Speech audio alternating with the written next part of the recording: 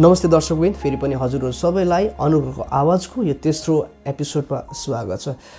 अनि हामी हजुरहरूप्रति एकदमै आभारी छौँ, आभार व्यक्त गर्दछौँ किनभने हजुरहरूले हाम्रो अगाडिको भिडियोलाई 2वटा एपिसोडलाई हजुरहरूले मन पराउनु भएको छ, सेयर गर्नुभएको छ। तपाईँहरूको प्रतिक्रिया हामीले पाएका छौँ, फोन मार्फत, SMS मार्फत। हामी हजुरहरूलाई धन्यवाद चढाउँछौँ। हामीले पहिलो भिडियो, यदि तपाईँ तेस्रो भिडियोलाई हेरिरहनु भएको छ भने पहिलो अनि दोस्रो भिडियो हेर्न तपाईँहरूलाई उत्साहित गर्छु। हामीले पहिलो भिडियोमा एउटा अनुग्रह दिनुहुने ईश्वर हुनुहुन्छ, किनभने आज हामीलाई अनुग्रह चाहिन्छ। सो अनुग्रहकारी ईश्वर हुनुहुन्छ अनि ईश्वरले हामीलाई एउटा पत्र दिनुभएको छ। अनि दोस्रो एपिसोडमा हामीले हेरेका थियौँ एउटा मोरल ल अनि मोरल ल गिभर, यानि मोरल ल रिसिभर र गिभर हुनुहुन्छ। अनि मोरल ल अनि मोरल ल गिभर बिनाको अस्तित्वमा यो कुरा हुँदैन, मोरल ल अस्तित्वमा हुँदैन भन्ने कुरालाई हामीले हेरिरहेको थियौँ भने आज हामी ईश्वरमाथि आस्था राख्ने व्यक्तिहरू, आस्तिक व्यक्तिहरू, आज हामी चाहिँ जीवनको जाँच गर्नेछौँ या जीवनको इक्जामिन गर्नेछौँ। हामी लाइफ भन्नेछौँ, हामी जीवधारी प्राणी, लिभिङ अर्गानिजम भन्छौँ हामी आफैलाई। तर आज के हामीले हाम्रो जीवनको जाँच गरेका छौँ? मैले विश्वास दिने आस्थाको पर्सपेक्टिभबाट भनिरहेको छु। अनि किनभने हामी ईश्वरमाथि आस्था राख्ने र यो भक्ति सन्देशको श्रृङ्खला, भक्ति सन्देशको कार्यक्रम भएको कारणले गर्दाखेरि त्यही पर्सपेक्टिभमा, त्यही दृष्टिकोणमा मैले भन्न खोजेँ कि हामीले आस्था र भरोसा, विश्वास ईश्वरमाथि राख्छौँ भने कि आज हामीले यस जीवनलाई के इक्जामिन गरेका छौँ। महान फिलोसफर एकजना दार्शनिक हुनुहुन्छ, उहाँको नाम सक्रेट्स, तपाईँले सर्च गर्न सक्नुहुन्छ। उहाँको विषयमा म बढी जान्दिनँ, तर उहाँले भन्नुभएको एउटा कोटेसन यसरी छ: the unexamined life is not worth living. The unexamined life is not worth living. उहाँ भन्नुहुन्छ जीवनको रहस्य वा हाम्रो जीवन, हामी जीवधारी प्राणी, हाम्रो जीवनको रहस्य, जीवनको अर्थ नबुझिकन हामीले जीवन जिउँछौँ भने चाहिँ यसको कुनै अर्थ र यसको कुनै पनि योग्य भएर जाँदैन। उहाँ भन्नुहुन्छ जीवनको अर्थ र जीवनको रहस्यलाई नबुझी हामी जिरहेका छौँ भने चाहिँ जीवनको कुनै पनि अर्थ या योग्यको जीवन हुँदैन। उहाँ भन्नुहुन्छ the unexamined life is not worth living. So मैले अघि पनि भने हामी ईश्वरमाथि आस्था राख्ने भएको कारणले गर्दा कि आज हामीले हाम्रो जीवनको यानि ईश्वरसँगको आस्थासँगको, भक्तिसँगको, निष्ठापनसँगको कि आज हामीले इक्जामिन गरेका छौँ, कि हामीले जाँच पडताल गरेका छौँ कि हामी पुर्खौँदेखि हामी त ईश्वरमाथि आस्था राख्ने व्यक्ति, मेरो बाबा, मेरो बडाजु, हामीले गर्दै आएको भनेर मात्रै छौँ कि मैले पहिलाको एपिसोडमा पनि भनेको थिएँ कि फ्यातुलो लिइरहेको छौँ कि हामीले विश्वास र आस्थालाई कहिले खोजेका छैनौँ कि। सो म तपाईँलाई उत्साहित गर्न चाहन्छु, यस श्रृङ्खलाहरूबाट तपाईँले पाएको हामीलाई प्रतिक्रिया पनि दिनुहोस्। साथै तपाईँले आफै पनि व्यक्तिगत तौरमा पनि खोज्न सक्नुहुन्छ।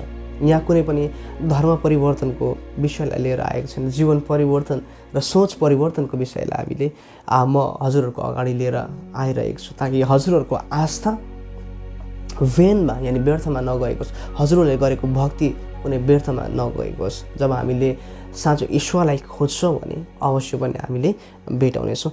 जब पनि हामीले जीवनको इक्जामिन गर्छौँ, सक्रेट्स भन्नुहुन्छ, उहाँ महान दार्शनिक, यदि हामीले जीवनको इक्जामिन गर्दैनौँ या रहस्यलाई बुझ्दैनौँ भने, खोज्दैनौँ भने, जाँच नगरिकन हामी जिउँछौँ भने चाहिँ त्यो जीवनको कुनै योग्य हुँदैन।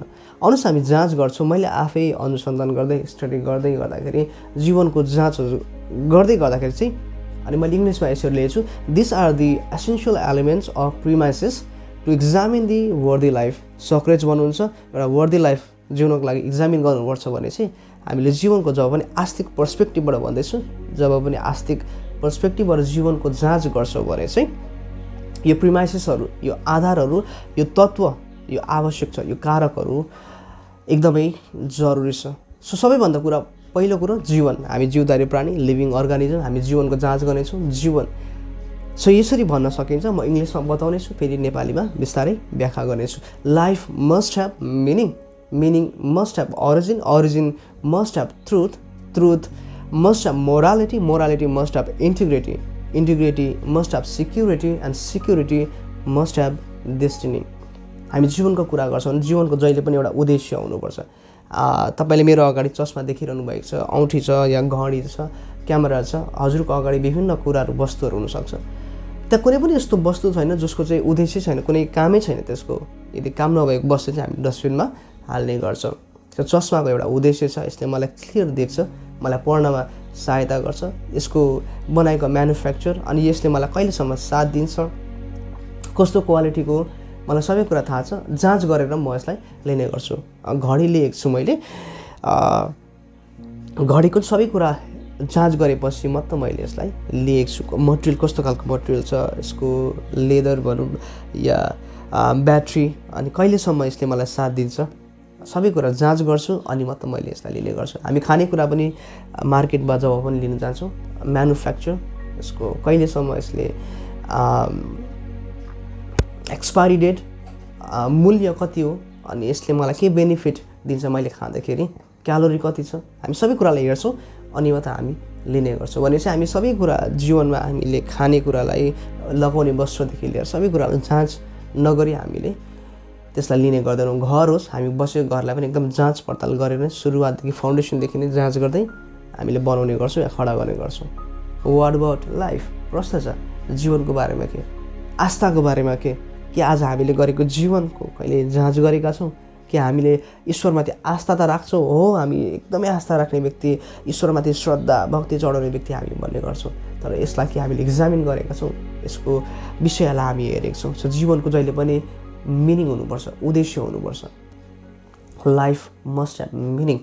कि हामीले जीवनको उद्देश्यलाई कहिले बुझेका छौँ, एक्जामिन गरेका छौँ, रहस्यलाई बुझेका छौँ, अर्थलाई बुझेका छौँ कि यतिकै जिइरहेका छौँ। So life must have meaning, उद्देश्य हुन जरुरी छ। र उद्देश्य यानि मिनिङ मस्ट ह्याभ अरिजिन। मैले अघि नै भने हरेक कुराको कज यानि सुरुवात या अस्तित्व आएको, म्यानुफ्याक्चरिङ या बनाएको सुरुवात कुनै पनि कुराको छ। घडीदेखि लिएर क्यामेरा, चस्मा, सबै कुराको सुरुवात छ। हाम्रो जीवनको पनि सुरुवात छ कि यस विषयलाई हामीले छानबिन गरेका छौँ, जाँच गरेका छौँ, खोजेका छौँ। उद्देश्य जीवनको छ भने यसको अरिजिन पनि हुन जरुरी छ, यानि मूल अस्तित्व, सुरुवात हुन एकदमै जरुरी छ। So origin must have truth. अनि जुन चाहिँ अरिजिन मैले भने सुरुवात या मूल पछि जीवनको भूमिका या सुरुवात अस्तित्वमा आएको जहिले पनि बेस्ड अन ट्रुथ हुन्छ।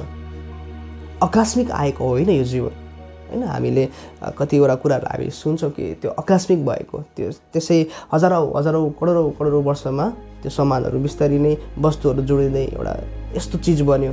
म त्यो विषयमा बढी जान चाहदिनँ, तर आकस्मिक आएका कुराहरू भने आज हामीले सिक्ने गर्छौँ। तर यो जीवन जहिले पनि हामी जाँच गर्छौँ, जीवनको जब पनि अरिजिन अस्तित्वको कुरा गर्छौँ, अरिजिन मस्ट ह्याभ ट्रुथ।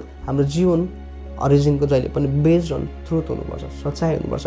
आकस्मिक आएको, पहिलादेखि सुन्दै आएको, हामी त यस्तै गर्दै थियौँ, बाजे बराजु पुर्खौँदेखि गर्दै आएको, यस्तै सुनेको थियौँ, यस्तै गरिरहेको थियौँ, होइन। लाइफ अरिजिन हाम्रो चाहिँ मस्ट बेस्ड अन ट्रुथ।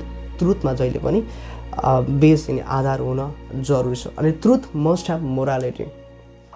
सच्चाइ छ, तर सच्चाइमा चाहिँ नैतिकता पनि हुन जरुरी छ। हामी यस्तो ईश्वरमाथि आस्था राख्छौँ भने त्यहाँ धार्मिक कुरा गर्छौँ, शुद्धताको कुरा गर्छौँ, अनि एकदम राम्रो कुराहरू गर्ने गर्छौँ त्यो आस्था श्रद्धामा। सो मोरालिटी, नैतिकता पनि हुन जरुरी छ। Truth must have morality. नैतिक कुराहरू गर्छौँ भने नैतिकता पनि हुन जरुरी छ। अनि morality must have integrity. Integrity भनेपछि नेपालीमा निष्ठापन पनि भनिन्छ। सो मोरालिटी यानि मैले भन्दै थिएँ मोरल लका कुराहरू जति पनि छ, तपाईँले यसको भिडियोलाई हेर्न सक्नुहुन्छ, अगाडिको भिडियोलाई। मोरल, नैतिकता, धार्मिकता, शुद्धता, पवित्रताको कुरा गर्छौँ भने मोरल ल छ भने मोरल ल गिभर पनि छ। रिसिभर हामी हो, गिभर ईश्वर हुनुहुन्छ जसले हामीलाई नैतिकताको विषयलाई, जो अस्तित्वमा फर्स्ट कज हुनुहुन्छ मोरालिटीको पनि। सो ईश्वरले हामीलाई यो मोरल ल दिनुभएको छ नि।